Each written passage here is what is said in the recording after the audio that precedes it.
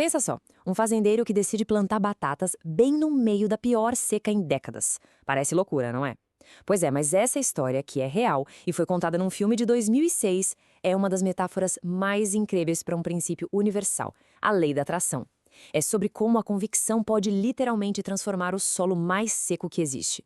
Essa ideia aqui, ela tá no centro de tudo. É um convite para a gente aceitar que as coisas mais importantes que a gente cria na vida começam no invisível. Começam num lugar de pura confiança, muito antes de a gente poder ver ou tocar. Então, a nossa jornada vai seguir esses passos. A gente vai começar entendendo a frequência da escassez, depois, a grande virada para a fé, o ato de plantar uma semente que parecia impossível, o difícil teste da espera e, finalmente, a colheita milagrosa. Vamos lá.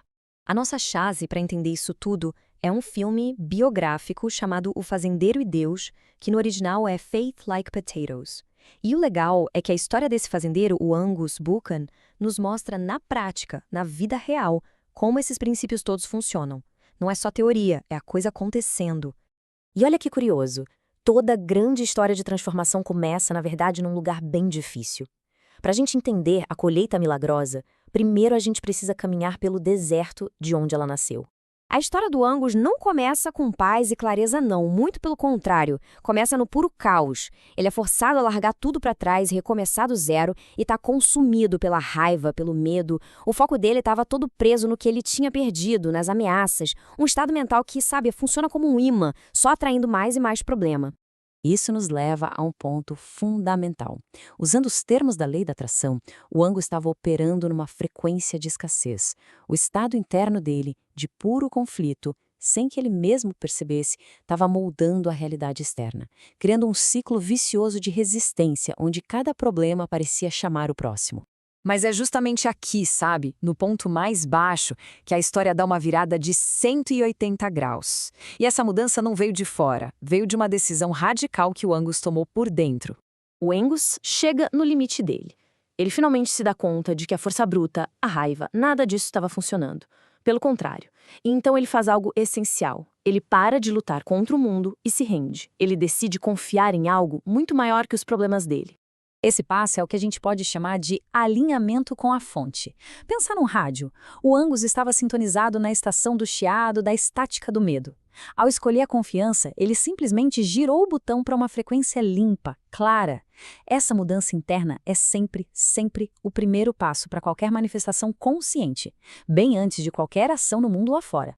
Com essa frequência interna agora limpa e forte, o Angus estava pronto para o ato que define a história dele.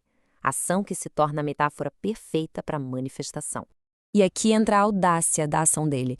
Enquanto a lógica, os especialistas, todo mundo ao redor gritava desista, o Angus, operando a partir da fé, decidiu plantar.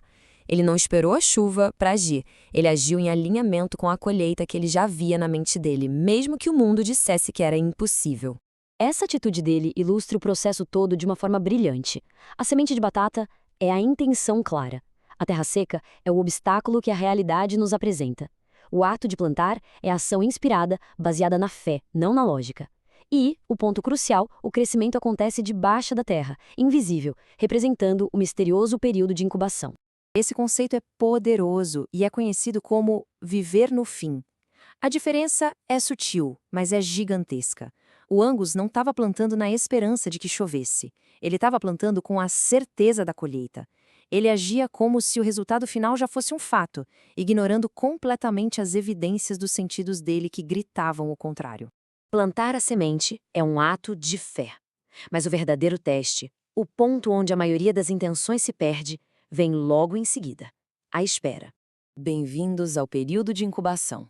Assim como a batata cresce fora da nossa vista, os nossos desejos se formam no invisível antes de se tornarem reais. O problema, a nossa mente lógica odeia não ver. Ela quer provas. E a dúvida, a ansiedade, é como desenterrar a semente todo dia para ver se ela está crescendo. Fazendo isso, a gente não ajuda, a gente cancela o processo todo. Durante a espera, existem sempre dois caminhos. O primeiro é o da resistência, o da dúvida, da preocupação, daquela checagem constante. Mas o Angus escolheu o segundo caminho, o da fé. Ele enfrentou o julgamento, a seca continuou firme, mas ele se recusou a vacilar. Ele manteve a frequência dele sintonizada na colheita e não na falta de chuva. E agora, a gente chega ao clímax da história. O momento em que toda aquela fé invisível explode no mundo visível de uma forma espetacular. A cena da colheita é impressionante. Daquela terra que deveria estar morta, rachada, sem vida, surgem batatas perfeitas, enormes. E não é uma colheita pequena ou sofrida, não. É uma abundância que desafia a lógica. É a prova física de que a convicção interna do Angus foi capaz de reescrever as regras da realidade externa dele. Então, o ponto crucial é este. A história do Angus não é apenas uma história bonita. É um mapa. Cada elemento tem um paralelo direto com os princípios da manifestação. A seca foi o contraste que criou o desejo. O plantio foi o pedido. A persistência foi a eliminação da resistência. E a colheita, a colheita foi a materialização física da fé. E a grande lição que fica é esta: o universo, ou a natureza, responde à certeza. A realidade do Angus não foi determinada pelo clima ou pela economia. Foi determinada pela clareza da semente mental dele e pela sua incrível capacidade de manter a fé nessa semente, acontecesse o que acontecesse. E assim, a gente volta lá para o começo, mas agora com um entendimento muito mais profundo. A história do Angus nos mostra de forma inegável que as maiores colheitas da vida exigem exatamente isso: a coragem de começar algo que parece impossível e a paciência para confiar no crescimento que os nossos olhos ainda não podem ver. Para encerrar, fica a reflexão: qual é a semente impossível? Em qual deserto da vida é preciso ter a coragem de plantar? A história do Angus sugere que o poder para uma colheita milagrosa não está do lado de fora, já reside aqui dentro.